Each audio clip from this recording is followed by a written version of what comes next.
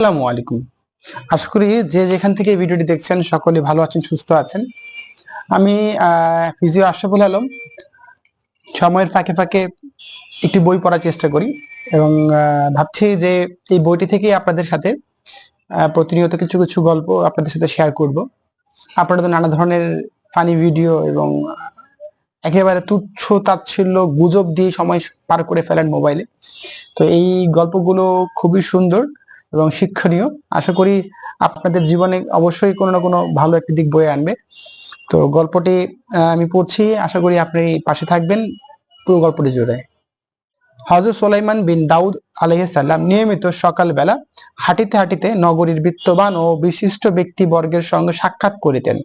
তাহাদের সঙ্গে সাক্ষাৎ শেষ হওয়ার পর এলাকার গরিব মিসকিনদের ঘরে গিয়ে বসিতেন। এই সময় খুশি জাহির করিয়া বলিতেন, আসলে মিসকিনদের সঙ্গেই থাকিবে।